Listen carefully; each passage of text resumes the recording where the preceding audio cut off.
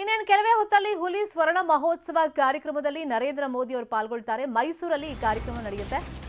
ಬಂಡೀಪುರದಿಂದ ಈಗ ನೇರವಾಗಿ ಮಾವುತ ದಂಪತಿಯನ್ನ ಮೀಟ್ ಮಾಡೋಕೆ ತೆರಳಿದ್ದಾರೆ. ಅಲ್ಲಿಂದ ಮೈಸೂರಿಗೆ ಬರ್ತಾರೆ ನರೇಂದ್ರ ಮೋದಿ ಅವರು. ಬಂಡೀಪುರ ಹುಲಿ ಯೋಜನೆಗೆ 50 ವರ್ಷ ಪೂರ್ಣಗೊಂಡಂತ ಹಿನ್ನೆಲೆಯಲ್ಲಿ ಇವತ್ತಿನ ಭೇಟಿ. ಮೈಸೂರು ನಗರದಲ್ಲಿ ಪೊಲೀಸರು ಬಿಗಿ ಭದ್ರತೆಯನ್ನ ಕೈಗೊಂಡಿದ್ದಾರೆ. ಭದ್ರತಾ ದೃಷ್ಟಿಯಿಂದ ಕೆಲವೊಂದು ಮಾರ್ಗದಲ್ಲಿ ಬದಲಾವಣೆಯನ್ನ ಮಾಡಲಾಗಿದೆ. ಓವಲ್ ಮೈದಾನದ ಹೆಲಿಪ್ಯಾಡ್ ಸುತ್ತಮುತ್ತಲಿನ ಪ್ರದೇಶದಲ್ಲಿ ಬ್ಯಾರಿಕೇಡ್ ಅನ್ನ ಅಳವಡಿಕೆ ಮಾಡಲಾಗಿದೆ. ಅಲ್ಲಿ ಪೊಲೀಸರು ಟೈಟ್ ಸೆಕ್ಯೂರಿಟಿಯನ್ನ ಕೊಟ್ಟಿದ್ದಾರೆ.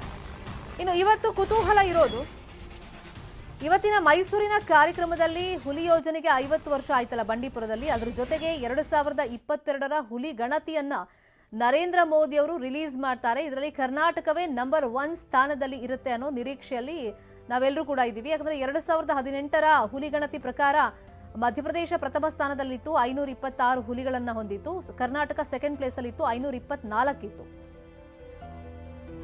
ಇದೇ ವಿಚಾರವಾಗಿ ಇನ್ನಷ್ಟು ಡೀಟೇಲ್ ಆಗಿ ಇನ್ಫಾರ್ಮೇಶನ್ ಕೊಡೋದಕ್ಕೆ ನೇರ ಸಂಪರ್ಕದಲ್ಲಿ ಜಾಯಿನ್ ಆಗಿದ್ದಾರೆ ನಮ್ಮ ರಿಪೋರ್ಟರ್ ಸುನಿಲ್. ಮೈಸೂರಲ್ಲಿ ಭದ್ರತಾ ದೃಷ್ಟಿಯಿಂದ ಒಂದಿಷ್ಟು ಮಾರ್ಗ ಬದಲಾವಣೆ ಆಗಿದೆ. ಹಾಗಾಗಿ ವಾಹನ ಸವಾರಿಗೆ ಯಾವ್ಯಾವ ಮಾರ್ಗ ಬದಲಾವಣೆ ಮಾಡಲಾಗಿದೆ ಅಂತ ತಿಳಿಸೋದಾದ್ರೆ, ಅದರ ಜೊತೆಯಲ್ಲಿ ಎಷ್ಟು ಗಂಟೆಗೆ ಮೈಸೂರಲ್ಲಿ ಕಾರ್ಯಕ್ರಮ ಆರಂಭ ಆಗಬಹುದು, ನಿರೀಕ್ಷೆಗಳೇನೇನಿದೆ?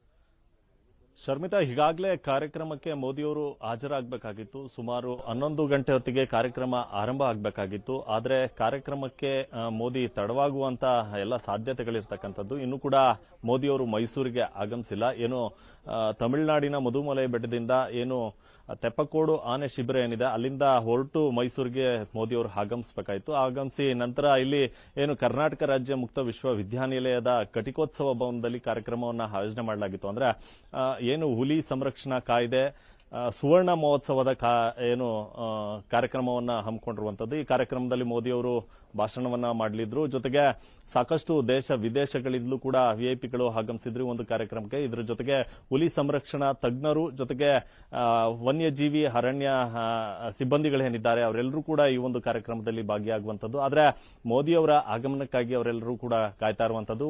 ಒಂದು ತಾಸು ಈಗಾಗಲೇ ತಡವಾಗಿರ್ತಕ್ಕಂಥದ್ದು. ಆದ್ರೆ ಮೋದಿಯವರು ಇನ್ನೂ ಕೂಡ ಆಗಮಿಸಿಲ್ಲ.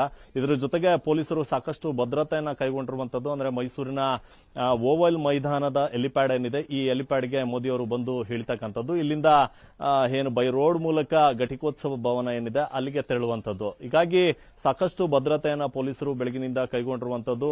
ಏನು ಓವಲ್ ಮೈದಾನಕ್ಕೆ ಬರುವಂತ ಸಂಪರ್ಕ ರಸ್ತೆಗಳೇನಿದೆ ಇವೆಲ್ಲವನ್ನ ಕೂಡ ಪೊಲೀಸರು ಬಂದ್ ಮಾಡಿದ್ದಾರೆ. ಅಂದ್ರೆ ಬ್ಯಾರಿಕೇಡ್ಗಳನ್ನ ಹಾಕಿ ಬಂದ್ ಮಾಡಿದ್ದಾರೆ. ಒಂದಷ್ಟು ವಾಹನ ಸವಾರರು ಪೊಲೀಸರ ಜೊತೆ ಮಾತಿನ ಚಕಮಕಿಯನ್ನ ಕೂಡ ಬೆಳಗಿನಿಂದ ನಡೆಸಿದ್ರು. ಅಂದ್ರೆ ಬೆಳಗ್ಗೆನೆ ಈ ಒಂದು ರಸ್ತೆಗಳನ್ನ ಬ್ಲಾಕ್ ಮಾಡುವಂತದ್ದು ಇಷ್ಟರ ಮಟ್ಟಿಗೆ ಸರಿ, ನಮಗೆ ಓಡಾಡ್ಲಿಕ್ಕೆ ಅವಕಾಶ ಮಾಡಿಕೊಡಿ ಅನ್ನುವಂತ ಒಂದಷ್ಟು ಒತ್ತಾಯಗಳನ್ನ ಸಾರ್ವಜನಿಕರು ಮಾಡಿದ್ರು.